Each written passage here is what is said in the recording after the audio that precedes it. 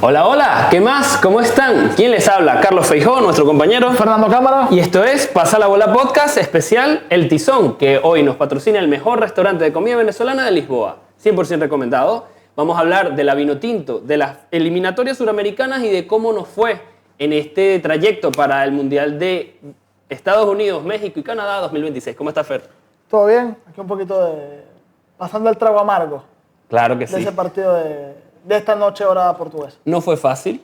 No. Teníamos mucha expectativa con este partido, fuimos prácticamente locales, tuvimos mucho apoyo venezolano, como no faltaría más, se vendieron muchas más entradas de visitante en este partido, como era de esperarse. Inclusive el recibimiento en el aeropuerto, el recibimiento en el estadio. Se grabaron videos muy emotivos, aquel niño que Soteldo le firma la camisa, Sí. Staramburu también. Había mucha expectativa y realmente el partido se inició bastante bien. Empieza anotando Savarino, gran jugada de Soteldo, que es ahora mismo, hoy en día, la estrella de la Vinotinto, se inventó un gol.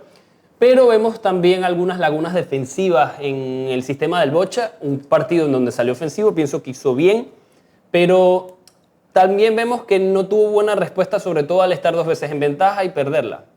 Sí, faltó orden táctico, tanto en defensa como en ataque. Goles, errores. El primer gol viene por un error para mí colectivo.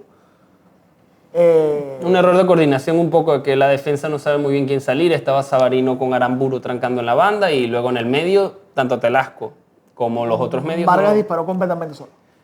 Y que también podemos ver que anteriormente ya Romo había tapado una jugada muy clara. Sí.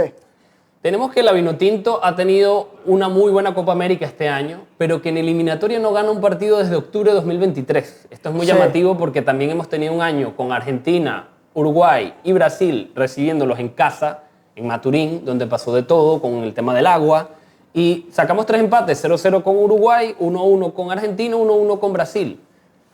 En los partidos donde Venezuela está en un rol menos protagónico, consigue sacar resultados. Cuando le toca ser protagonista con rivales del mismo nivel, que inclusive en la tabla estaban por debajo, terminas perdiendo. Y son detalles que uno se da cuenta en el sistema del Bocha Batista, porque a priori eso te diría, bueno, está defendiéndose muy bien contra una selección muy grande, como Brasil, como Argentina, se hace fuerte de local, pero luego le está faltando dar ese toque de calidad contra rivales de menor envergadura.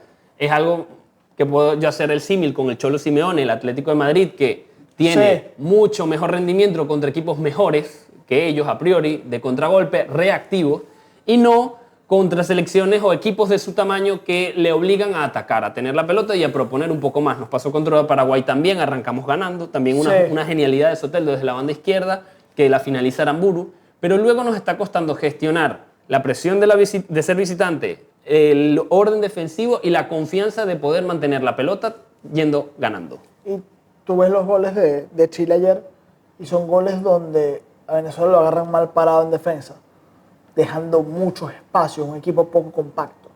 Ahora, yo te quiero hacer una pregunta, Fer, y esto también va para el público.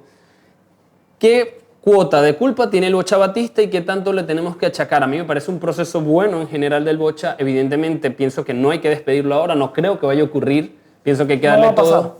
Yo pienso que hay que darle todo el proceso de eliminatoria al Bocha porque se lo merece, tiene crédito, ha hecho un buen trabajo. También es un tema colectivo de los jugadores, de actitud y de entrega, pero hay ciertos detalles que podemos analizar si fueron bien hechos o no. Uno, la titularidad de Tomás Rincón. A mí me parece un poco arriesgado, dada la edad de Tomás, y también el desgaste que lleva un 4-2-3-1 en doble pivote. Le cargó mucho de trabajo al Brujo Martínez, que tuvo que multiplicarse de más. Sí, un Telasco más jugando de enganche que en la primera línea de volantes. No es lo mismo defenderte con una línea de 5 que con 2 líneas de 4. Teniendo en cuenta que Rincón ya no te aporta lo que te aportaba antes. Si ya no existe ese aporte, ya no existe esa presión, ya no existe esa capacidad de marca de ocupación de espacios, ni esa capacidad para dar ese primer pase, que Rincón era muy efectivo en eso. Y que no lo perdió. El tema con Rincón es que mantiene la jerarquía, mantiene el nivel de visión de juego, pero el físico ya no le da para jugar en estos sistemas. Un poco el Bocha tuvo que haber creado un sistema, un entorno para poder poner a Tomás Rincón como un jugador que ya con esta edad necesita estar mejor rodeado. Podemos ver el símil con Chile, que Arturo Vidal sí tuvo esto. Tuvimos un gran partido de Arturo Vidal, que vuelve a la selección después de mucho tiempo. Sí, pasa que Arturo Vidal jugó más adelantado, no jugó en el doble pivote. Jugó más de mixto que de... Llegando de segunda línea, lo vimos entrar mucho al área. Sí, entonces, en el caso de Tomás, fíjate, sale súper temprano en el partido, sale en el minuto 55, porque además él, inclusive, revisando datos, Tomás en Brasil ya no, de hace rato que no es titular, de hace rato que no, que entra mucho desde el banco. Y quiero aprovechar esto que estás comentando para poder analizar si ya podría el Bocha empezar a incluir otro tipo de jugadores en las convocatorias, pero no solo de manera testimonial, sino para que jueguen. Ya debutó Daniel Pereira en las fechas anteriores, sí. No recuerdo exactamente cuál, pero Daniel Pereira es para mí el heredero de el Tetero Rey, de Juan Arango, de Otero en cuanto a la pegada. Tiene ese tiro libre potente que ha sido histórico en la selección venezolana, que nos ha permitido desatascar muchos partidos difíciles de esto. Es una genialidad. Sí. Además es un pivote defensivo que sabe jugar de central. Es un jugador que defensivamente es muy fuerte y que te da buen primer pase. Comentábamos también que tenemos a Cáceres y lo tenemos a él dentro de la generación joven que te sabe dar ese toque de balón de primera que te ayuda a dar en los partidos un mayor sosiego cuando vas ganando, sobre todo. Sí, no, y no solamente eso, es el tema de que tienes que ir dando el espacio a nuevos jugadores para nuevos procesos. Es decir, acuérdense que los procesos de selecciones nacionales son continuos. Tú no puedes simplemente... los grupos de selecciones nacionales terminan siendo moldeables. Terminan siendo grupos que van a ir variando con el tiempo. Y con el respeto que se merece Tomás Rincón, no lo veo para el rol de ser titular de forma constante. Ojo, sí, habían bajas, no estaba Yangel, no estaba Cáceres, que son jugadores importantes. Cáceres con una acumulación de tarjetas amarillas, sí. Yangel con una lesión, Yangel que es un tema para hablar aparte, ha sido muy criticado por su rendimiento en la selección venezolana. No termina de ser ese jugador. Que es el Girona. Porque exactamente. Hay esos jugadores que se destacan más en su selección que en los clubes, pero también tenemos a estos que se cuidan un poco más para los clubes, lo cual es perfectamente respetable. Y un mínimo golpe, una lesión, les condicionan un poco el rendimiento y ya dicen que no pueden jugar. Hay muchas críticas en torno a Yangel por esto, pero sigue siendo un jugador que vas a convocar y que vas a tener ocupando un sitio en esa convocatoria. Y que en términos de nivel competitivo del club y liga donde juega, creo que es el jugador venezolano mejor posicionado hoy. Sí, siendo pivote hace goles, sí. Tiene mucha influencia en el juego del Girona, ha sido clave para su entrenador. Claro, tenemos a Daniel Pereira, que es más joven, que juega en Estados Unidos, en el Houston, y que... En el Austin. Sí, Austin. Le toca todavía recorrer un largo camino para poder llegar a la selección. Pero bueno, yo te invito también, Fer, a repasar un poco lo que es la tabla de posiciones, ver en qué situación estamos. ¿Hay fe o no hay fe? Bueno, es un mal resultado, eso no lo vamos a negar. Chile iba último, ahora va penúltimo. Está Perú con 7 puntos en el 10º puesto, perdió con Argentina 1-0. Polémicas declaraciones de Paulo Guerrero al final del partido, de que el árbitro era un poco, según él, un poco más favorable a Argentina. Lo cierto es que Perú no tuvo una gran propuesta ofensiva, golazo de Lautaro Martínez. No, es que Perú está en un proceso bastante Sí, están en un recambio generacional. A mí me parece que Chile está en un proceso similar. Sí. Luego está Venezuela, Chile con 7 puntos, Perú con 7 puntos, Chile con 9, Venezuela con 12. Octavo. Recordemos que en este mundial van a clasificar 7, pero 6 entran de forma directa, el 7º entra por repechaje. Y con 13 puntos está Bolivia en el 7º lugar. Matemáticamente seguimos allí. Bolivia, que empata con Paraguay en un partido con polémica, con un penaltito de estos que, mira, hubo polémica porque sí hay un toque, pero hay que interpretar hasta qué punto ese toque es penalti. Sí, y nada. Y bueno, luego tienes a Paraguay, que está un poco más despegado en el 6º lugar con 17 puntos, Brasil con 18, luego Colombia con 19, que perdió con Uruguay y perdió con Ecuador. En esta doble fecha no le fue bien a Colombia. No, para nada. Luego Ecuador, que retomó porque estaba un poco descolgado, tiene 19 puntos empatado con Colombia. En el 3er lugar, Uruguay con 20. Ahí es. Del segundo al 6º hay 3 puntos de diferencia. Está muy comprimido todo y ya luego Argentina se descuelga con 25 puntos, una victoria que necesitaba contra Perú para volver a ganar confianza después de que había tenido algunos tropiezos, la campeona vigente del mundo. ¿Qué pasa con Venezuela? Venezuela todavía tiene posibilidades matemáticas y la siguiente doble fecha nos invita a tener esperanza. ¿Por qué? Es recibir básicamente a Ecuador, vamos a visitar primero Ecuador, en Quito, que no es fácil, es una de las selecciones más fuertes de esta eliminatoria, y luego vamos a recibir en casa a Perú, que es última. Son estos partidos que a la Vinotinto particularmente le cuestan, porque son partidos que, contra rivales de su tamaño, como hemos venido diciendo, tiene que proponer. Y un Ecuador que hay un aliciente que es en Quito. Estamos hablando que vas a jugar aproximadamente casi 3.000 metros de altura. Otra vez la altura, no tanta como en Bolivia, pero sigue siendo complicado. Sigue siendo una complicado. selección física muy difícil. Y un Ecuador que ha hecho de su casa un fortín. Fíjate. Bueno, esta doble fecha para Ecuador fue extraordinaria. No, y Ecuador no pierde un partido en casa Bueno, viene de ganarle de visitante a Colombia. desde hace mucho rato. Es decir, Ecuador la última vez que perdió en casa, déjame revisar, pero es que es un equipo prácticamente infranqueable de local. Ahora, históricamente contra Ecuador hemos dado la pelea.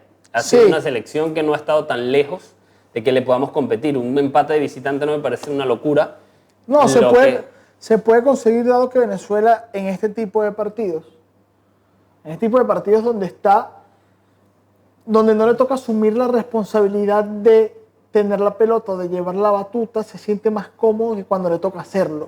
Y es irónico porque precisamente contra Chile fallamos en el tema defensivo, fallamos en el tema de la cobertura de espacios. Venezuela fue una selección que tuvo muy buen funcionamiento a nivel ofensivo, no tanto, porque también hay que analizar que el primer gol es una genialidad de Soteldo, el segundo es uno de balón parado, pero generamos ocasiones, Sí. tuvimos la ocasión de poder defender mejor y con 2 goles se puede ganar un partido. ¿Qué ocurre? Recibes 4, los laterales fueron básicamente 2 autopistas. Un mal planteamiento del Bocha a nivel defensivo. Solamente deja 2 volantes defensivos a nivel del centro del campo. No logra coordinar a los extremos para bajar más. Se estaban dejando mucho espacio. Ya dejas descolgado a 2 jugadores porque Sotelo no baja. Tienes a Salomón arriba, que me parece que continuó vigente, pero no hizo el mejor partido tampoco. Son cosas que el Un Bocha tiene. Velasco que pudo haber ayudado un poquito más y no pasó porque estaba más de enganche que de 8. Tendríamos que analizar un poco qué le pidió hacer el Bocha y qué Exacto. fue un problema de actitud. Porque, por ejemplo, en el primer gol de Chile, Telasco tiene ocasión de bajar un poco más, de mostrar un poco más de compromiso defensivo, como de hecho hace en su equipo. De acompañar en la marca, después de por sí. En Telasco juega que en el Casapía juega mayormente en un 3-4-3, en el doble pivote, en el medio. Claro, juega en Portugal y tiene esa responsabilidad defensiva. Es una posición que conoce. Sí, y bueno, podemos también evaluar un poco el partido de Romo, que tiene 2 tapadas muy buenas, pero tal vez en el cuarto gol quedó un poco a deber. Un cuarto gol en donde también tenemos que hablar de Miguel Navarro, el lateral izquierdo de Venezuela, que estuvo Sí, tuvo un partido muy flojo. bastante pasivo a nivel defensivo, daba mucho espacio a los jugadores de Chile, que básicamente, por ejemplo, tenemos al autor de 2 goles muy buenos por parte de Chile, Lucas Cepeda, que es un extremo mediocampista muy bueno, muy técnico, que nos hace 2 golazos y que tiene a Navarro muy lejos. La presión no llegó, posicionalmente tampoco fue acompañado, tampoco llegó un mediocampista a ayudar, no hubo una ayuda de Soteldo por esa banda, Jugador de Colo-Colo, de 22 años. con mucho potencial todavía. Sí, totalmente. Y que normalmente juega mucho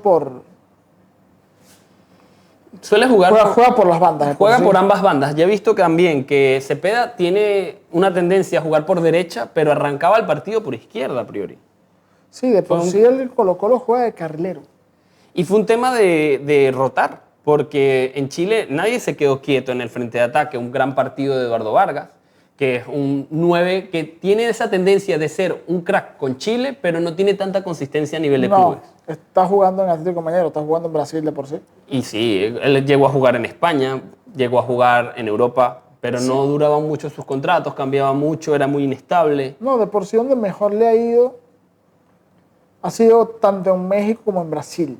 En el Valencia no le fue tan bien, dio mucho tumbo. En Gremio me acuerdo que en su momento no le fue nada mal.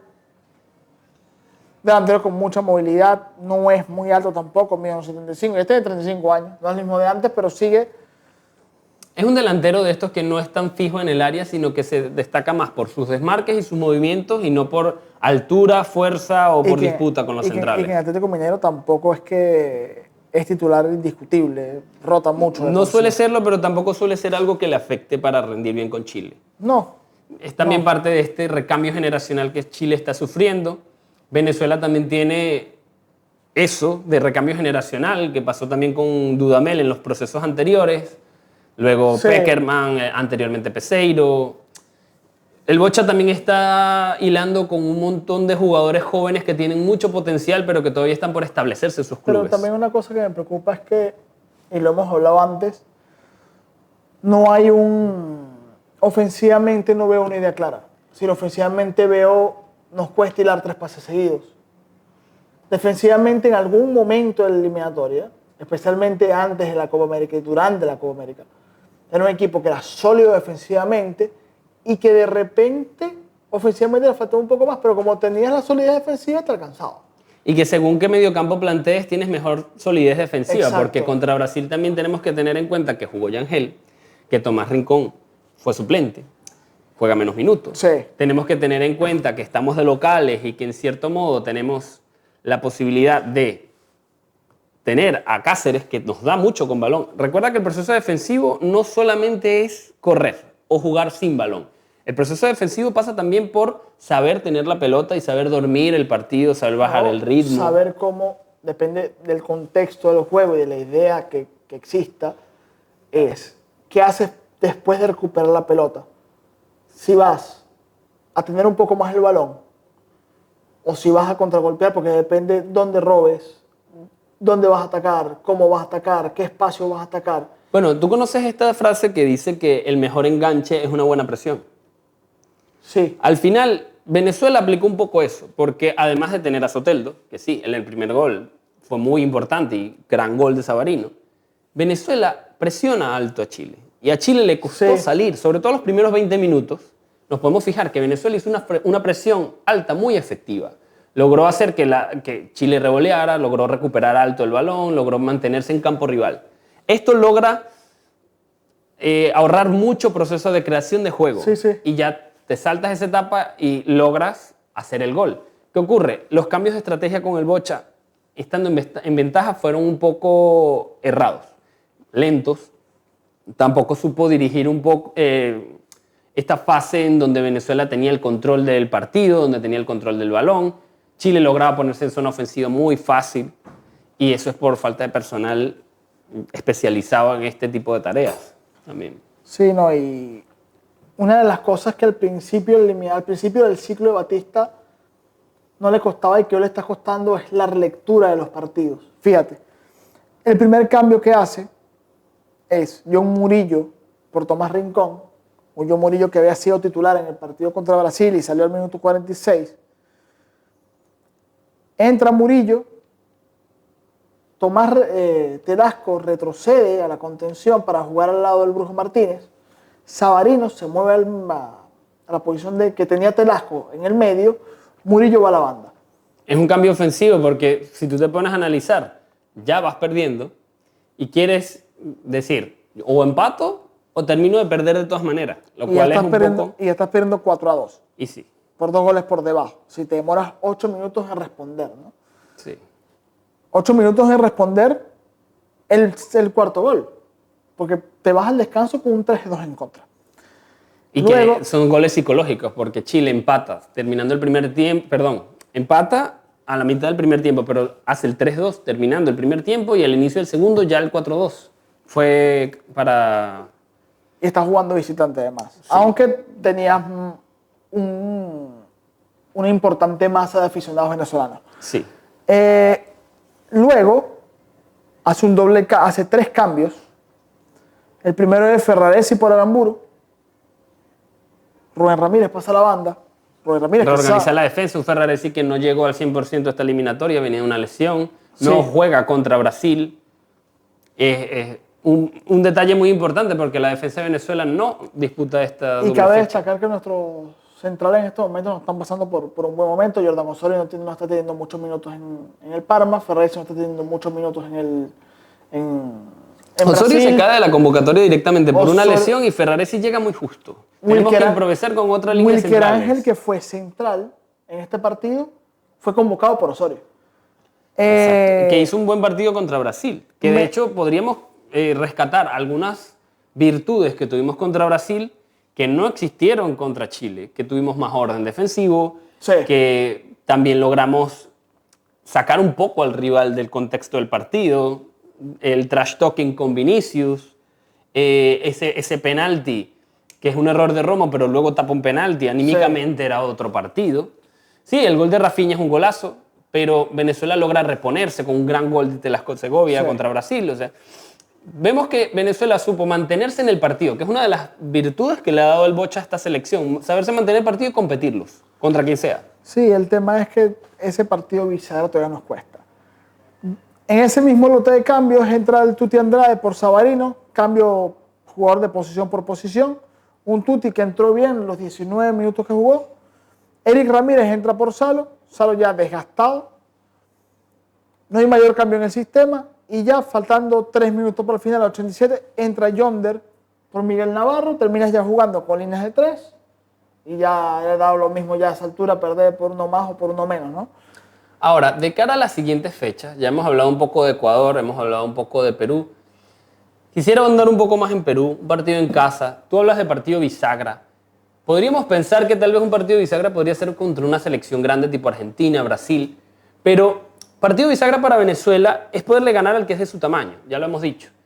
Ganarle a Perú, que hoy va último, es muy, muy importante, sobre todo en casa, porque luego la siguiente fecha es en junio y nos toca recibir a Bolivia en casa. Allí yo espero que en 2025 la Vinotinto, claro, como buen fanático, que no haya derrotas, pero que logren darle seguidilla a varias victorias. Hay un Si punto- logramos hacer 6 puntos en esa combinación de partidos, me parece que estamos en la pelea. Hay un punto importante, que es que el partido contra Ecuador, es decir, la doble fecha contra Ecuador y contra Perú es en marzo. Estamos hablando Sí. de Luego Bolivia es en junio. 4 meses de diferencia. 4 meses donde no vas a tener grupo de jugadores. 4 meses donde te va a tocar trabajar a distancia. 4 meses donde puede pasar cualquier cosa, ¿no? Siempre pasa en las eliminatorias que un jugador se puede lesionar, Sí. un jugador puede... O alguien despunta y termina colándose dentro del grupo. Caso Darwin Machís, Fer. Tenemos a Machís enganchado hace un año, jugando muy bien con la Vinotinto. Y que hoy no... No cuenta porque en la fecha anterior tuvo malas prestaciones. También Jugó poco con el Valladolid por lo mismo. Con el Valladolid no está teniendo continuidad por lo mismo, está pasando por algún proceso personal que le tiene alejado mentalmente de lo que es el fútbol. Y Machís, por lo que sea, ya no y es uno de tus mejores jugadores. Sí. Entonces, Venezuela tiene una camada buena de jóvenes, pero no tiene tantos jugadores como un Brasil, una Argentina, como para decir, este no está bien, llamo a otro. Tienes que cambiar el sistema y adaptarlo a lo que tienes. Por eso es que también vuelve Sí. Murillo. Tú decías, bueno, en la fecha anterior no llamó a Murillo. Sí, en la fecha anterior llamó a Machís. Entonces, dentro de los que tienen enganchados, que estuvieron en la Copa América y que lograron entrar en la dinámica del equipo, logra reenganchar a unos y tratar de mantener grupo para que se conozcan y poder tener un sistema coherente, porque son muchos meses sin trabajar. Luego de ese partido viene Ecuador en Quito. Venezuela contra Perú muy seguramente va a ser en Maturín 5 días después, porque el partido contra Ecuador es el 20 de marzo y el 20 y el 25 de marzo está jugando contra Perú. En junio, el 4 de junio, es decir, ahí mismo, ya habiendo terminado prácticamente las temporadas, es contra Bolivia. Luego viene el partido contra Uruguay, muy seguramente en Montevideo, el 9 de junio, 5 días después. Ese es un partido que si sacamos un empate está bien, porque Sí. dentro de todo Uruguay y Montevideo probablemente en fechas definitivas. Luego, 3 meses después, ya habiendo comenzado las temporadas, las distintas ligas en el mundo, el 9 de septiembre contra Argentina, muy seguramente en Buenos Aires, que es el reducto de la selección argentina, De visitante. de visitante, Y cerramos contra Colombia en casa el 14 de septiembre. Momento de la eliminatoria donde yo espero no necesitar puntos y donde probablemente esas selecciones ya estén clasificadas, pero también donde podríamos estar eliminados ya matemáticamente. Es delicado allí. Yo pienso que para el Bocha hay que dar crédito, los jóvenes tienen que ir empezando a mostrarse, tienen que ir probándolos. Pienso que hizo un muy buen trabajo con Ramírez, incluirlo en la dinámica. No me parece que haya hecho malos partidos, sobre todo contra Brasil. Rubén ha jugado bien, de por sí, ha jugado los últimos 3 partidos de la... Déjame certificarme bien ese dato. Ha jugado los últimos partidos con la selección y ha tenido un rendimiento bastante aceptable. Va incluyéndolo en las dinámicas. A mí me parecería bien que incluyese a Pereira. Sí. Son jugadores que, si bien son sub-21... Bueno, Rubén tiene 29 años de por sí. No, yo hablo de Pereira. Ah, sí. Que son jugadores que todavía están en un proceso formativo, que todavía en sus clubes no se han asentado. Son jugadores que pueden ir entrando a ver minutos con la selección para ir haciendo grupo y para poder ir dando relevo para las siguientes citas de eliminatoria mundialista, de Copa América y para ir forjándoles el carácter de lo que significa Yo estar creo con que la ya 21. un chamo como Daniel Pérez está listo para esto. Yo creo que Daniel Pérez ya está para asumir ya ciertas responsabilidades. Un jugador que en la MLS tiene minutos, aunque bueno, ya sabemos que la MLS está en fase final, pero yo creo que, aunque no es un jugador distinto, es un jugador que te aporta cosas diferentes, aunque tiene perfil muy parecido a Yangel, a Cáceres, a su vez te aporta cosas diferentes a las que te aportan ellos dos. Te aporta una mayor capacidad de organización del juego. Y tiene un poco más de físico, me parece. Tiene un poco más de físico. Sobre todo potencialmente, porque puede desarrollarlo más. Y tiene mejor pegada que Yangel y que Cristian. Sí, te puede aportar otras cosas diferentes y ya teniendo en cuenta que Tomás Rincón ya no es el mismo. Aunque ninguno, fuera del Brujo Martínez, ninguno tiene ese perfil de volante 5, contención en esencia puro, rompedor de juego. Tanto Daniel Pereira como Cáceres te pueden jugar de 5. En ese punto me parece que el Brujo Martínez es un poco insustituible para el Bocha. Porque es el que más específicamente hace En ese este rol. momento sí. En este momento sí, porque tanto Cáceres como Yangel como Pereira son más organizadores. Inclusive Telasco te puede jugar ahí. Son más organizadores de juego, creadores, volantes box to box, llámalos como quieras. También me pareció extraño un poco, no sé si fue un tema de acumulación de tarjetas, en la no presencia de Eduard Bello, jugador que hizo muy buen partido contra Brasil. Kervin Andrade entra en el segundo tiempo de buena manera, ya con el partido un poco muerto también. ¿Qué te pareció eso? Yo creo que el Tuti es ese tipo de jugador, primero que es el perfil más parecido que tienes al de Sabarino. 19 años también. 19 hay que tenerlo en años, cuenta. jugador que tiene continuidad en Brasil, jugador que tiene minutos en el fútbol brasileño. No estamos hablando que está jugando en una de las ligas más importantes, creo que la liga más importante de Sudamérica junto con la Liga Argentina, y que tiene minutos en Brasil, jugador que yo creo que ya podría tener un poquito más de espacio, aunque últimamente está un poquito de parón.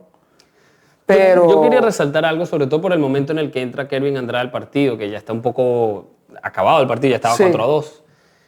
La gestión de los momentos del partido del Bocha. Iniciamos la eliminatoria con mucha ilusión, sobre todo porque el Bocha estaba sabiendo hacer una gestión buena de la plantilla, pero también estaba sabiendo manipularlo a nivel táctico de manera que fuese más favorable. Recuerdo un cambio de estrategia contra Brasil en Brasil a línea de 3. Sí. Perdiendo 1-0. Venezuela no perdió la compostura, algo que faltó en Chile. Y cambia línea de 3 y Venezuela toma otra postura defensiva, pero un poco más lejos del arco y logra salir un poco más en la contra. Y Brasil tocaba el balón un poco más tranquila, más confiada, porque iba ganando.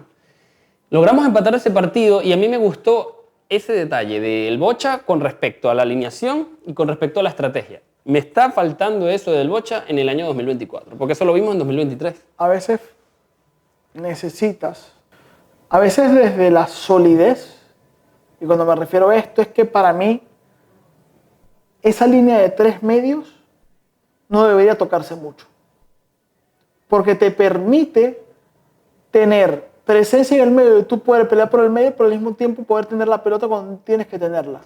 No se debería tocar mucho, pero necesitas tener un poco más de profundidad, porque la ideal sería Cáceres, Yangel, Brujo. Sí. Luego tienes a Rincón. Ya Sí. fuera de ahí tienes que cambiar doble pivote. ¿Qué ocurre con eso? Que ya cambias ya el concepto. Pero si tú pones a Tomás de 5, rodeado por cualquiera de los otros dos, Brujo Cáceres, Yangel Brujo. En funciones más específicas de Yangel salida de Daniel balón, Martínez, ponte. que Tomás se quede clavado delante de los centrales. Ahí no, Tomás va a estar más en modo director. ¿Qué es lo que sucede? Ya lo hemos visto. Tomás llega al minuto 60 ya completamente exhausto. Claro, y ¿qué ocurre con Tomás también? Que en esa función tiene más rigor táctico, está mejor rodeado, Claro. está en un tribote, por decirlo así, está metido entre los centrales, está el triángulo, tiene un pase siempre. Tiene cómo mostrarse para sacar al equipo. En un doble Eso lo puede hacer todavía. En un doble pivote, capaz le cuesta un poquito más, porque una cosa que me he dado cuenta es que el equipo se rompe muy fácil. Hubo un partido, que fue el partido contra Paraguay, donde Telasco tuvo que transportar la pelota prácticamente solo, de un cuarto de cancha, desde el sector izquierdo hasta 3/4 de cancha del sector derecho, combinando nada más una vez. Si tuvo que recorrer todo ese espacio, entró fresco completamente, y los jugadores que estaban en ataque, porque Venezuela en ese momento estaba jugando ya con un 4-4-2, los dos extremos, que uno era Soteldo, se metieron todos al área. Nadie lo acompañó en esa jugada, terminó lanzando un centro porque fue lo que le quedó. Y allí también es trabajo del entrenador. Hay que tener un poco más de soluciones tácticas. Nos parece bien que la Vinotinto trabaje en estas circunstancias del juego que son muy normales, pero todavía no perdemos la fe. Tengo fe porque al final, a nivel matemático, todavía tenemos posibilidades. Estamos muy agradecidos con Christopher con respecto al tema del tizón. Aquí vamos a darle nuestro cariño, nuestro apoyo. Síganos en sus redes sociales también. Ha sido un gran episodio. Síganos a nosotros, comenten, compartan este video y Pasa la bola, podcast. pasa la bola. Un abrazo, muchas gracias. Un abrazo, muchas gracias.